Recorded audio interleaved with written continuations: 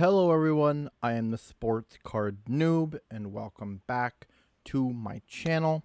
Today we're going to be talking about something that I've had strong feelings about for a long time, but have never really said anything about it until like now when it really started to irk me new. And it has to deal with Whatnot again. So my last full-length video, and my first one really, that I talked about was dealing with Whatnot streams and breaking, and is it worth getting into, right? Well, now I'm going to talk about a different aspect of Whatnot, and really Whatnot sellers and what they do. And do I agree with some of the practices that they do? And is there a discussion for change? It doesn't make a whole lot of sense now what I'm saying. It will make sense very quickly once I start getting into the topic a little bit more. But first, I want to leave a disclaimer out there.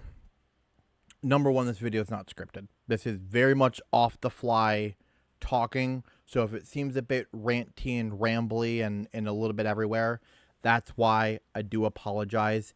It was just a spur of the moment. We're going to make this video, and that's what we're doing, or that's what I'm doing. So sorry about that.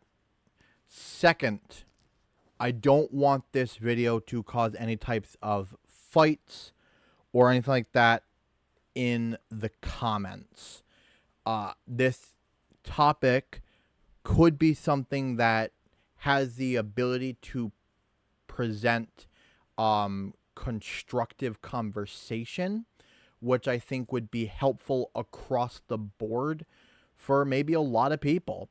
I have no idea of anybody else if they're discussing this or if they've thought about this before. I'm sure they have. I'm sure there's more people than just me out there who's like, oh yeah, this is something I want to talk about. But I haven't really searched up this topic at all. So I don't know really where I fall in this discussion, if I'm pioneering anything or anything like that. But I still want to talk about it, and just if anybody responds, I want to get your opinions about it down in the comments. And I want your opinion, and I would like to get people's opinions from both my side as a buyer and actual side of people on Whatnot as sellers on this topic. Without further ado, the topic at hand. And I don't know exactly how to neatly say this. Again, that comes with the failure of scripting this out. But it's, should sellers do more for buyers who spend a lot of money and get nothing? Okay? So I recently, about a week, maybe 2 weeks ago, I was a part of a Whatnot stream. And during that stream, it's the Whatnot streams where people have these repack mystery boxes, right? And so it's you have your lower end boxes that might be your bronze boxes, or some people have different animals. It could be your I don't know, shark and tiger and lion and whatever, right? But there's a tiering system of boxes. And for this video, we're just going to use regular tiers: bronze, silver, gold, platinum, whatever, right? So at your bronze level, you would have a ceiling or a floor of $20 and a ceiling of $100, right? And so then a breaker would have 4 of these boxes that you'd be bidding on. And then say they also have 2 silver boxes and the floor is $50 with the ceiling of $200. And they'd have 2 or 3 of those. And then they'd have one of the higher ends. So you might have 1 gold or 1 platinum. And those would vary. It'd be $100 base or something like that to like $1,500, and you all get the point. Okay? And so you bid on teams. So in this situation, I was bidding on baseball teams, and I only bid. It was the last two teams. It was the Astros and the Reds. I just made a short on this, or there's a short out there somewhere on this topic, of me showing the cards that I actually got, which I didn't get anything from my teams, which brought up this video. I actually just got a free mystery pack from a giveaway, and those are the cards that I received, but I didn't actually get anything from my teams, and hence where this discussion is coming from. So you bid on these teams, and like in my situation, there was the last two teams, the Reds and the Astros. Reds is a pretty good team, especially with some of their modern stuff. I don't know, like I said, getting into baseball, I'm not like a huge history buff of baseball where I know all the players that were good throughout the years and stuff like that. Both teams have probably had very good players over the years, and these are mixed boxes of cards. Some graded, some not graded, whatever else, all eras that are inside of this. And so I bid, and I bid at $58. I won. Or it was like a little under $50, but then it was like shipping and tax and stuff added on. So let's call it like $52 that I won at. And then everything else applied, I spent like 58 something on this box, right? To get nothing. And so it begs the question now of, should streamers actually send out something to people who drop money on these boxes but don't get anything? Like, like, I understand as a buyer, I know what I'm getting myself into, right? It's not a mystery at all. Like a lot of them say, it is what you get, right? This is what you're bidding on. You're bidding on repack boxes that have one card in it at these different ceiling levels, and however much money you spend is on you. I do get that as a concept, right? But I also feel like as a seller, to keep those people happy and coming back, wouldn't you want to do something for them who are not getting anything? Even if it's like, say I did this and I got nothing, but they're like, they could send out, I'm sure they have base product lying around, just send out a few cards of the teams that I got, like base refractors of a couple of the players, or like some high numbered cards, a couple of players, like one player from each team out of like 290 or like 299 or something like that.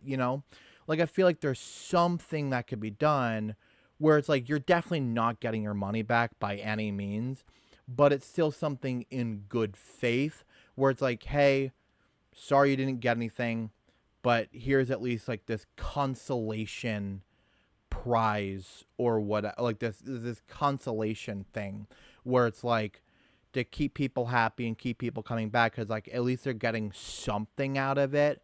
If they don't get a hit, then it's like at least they're getting a little something, right? And I don't know if am I too jaded in the thinking where it's like people have to get some type of participation thing. Like, I don't believe like in like everybody needs, like kids and stuff like that, everybody needs to get like a participation reward or trophy. I don't. But at the same time, like, this is like a business model, right? If I'm spending $58 and getting nothing, then the odds are I'm probably not gonna come back. Those who get things, well, they're going to want to come back and get the chance of getting some more stuff until they've spent a certain amount of money and didn't get anything or got really low, and then they don't come back. So is just the, like, I can't tell, is the hope that people are going to be so intrigued in this idea and the chance of them getting something that they can't resist coming back, even if they don't make any money back on it or if they don't get anything at all. Because if that's the case, I mean, that's really sad on the buyers, but it's also feels kind of sleazy on the sellers. And I'm not saying any seller is a bad person by any means for what they're doing. They openly state this is what's happening, this is what they're doing, yada, yada, yada. I'm not saying that anybody is in the wrong for what they're doing. I'm just saying, would it be a better business practice if more was done to like help people out, you know? If I don't think I'm ever going to become a seller on Whatnot, but if I do become a seller on Whatnot, I think this would be a business practice that I would like to try and pick up. Where I've seen it from other creators before on there, where, you know, they're like, oh, hey, you didn't get like a ton of stuff. I'll give you a couple extra base things or like whatever, right? Like it's not like I've seen it from other people, but usually a lot of times you see it from like these smaller creators who are trying to get good rapport with the people coming in and stuff like that, like small to like medium sized people. But I feel like you start to lose a lot of that touch the bigger you become. And I don't know if it's just because it's so difficult to be like, that's a lot of packages to package up. And then it's like already a lot as it is. But then it's even more when you're adding on all these additional packages for people who didn't get anything. You know, I don't know. I digress at this point in time. I don't need this video to be super long. But let me know down below what you guys think. Should, I guess the question is this. Should Whatnot sellers do more for those who are buying and get nothing? And let me know what you think down below of this topic. In general, is my thinking in like the right train of thought, or have I gone like too far over and whatever else? And again, if anybody who actually does this on Whatnot or has like people, like know people personally who do it and might know their mindsets, I'd love to talk with them in the comments.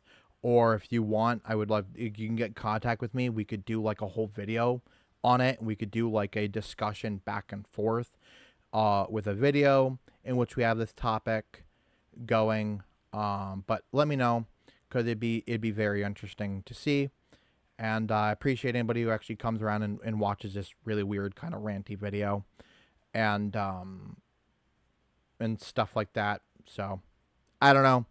YouTube outro. Thank you guys for watching. Really do appreciate it. On my way to 200 subs. Help me get there. I post a lot of shorts, so hit the notification bell if you want to check out some of the shorts that I drop. Let me know down below as well what other types of shorts content you like to see, or full-length content you like to see. I love to discuss multiple different topics in like length, so that'd be a lot of fun. And yeah, peace.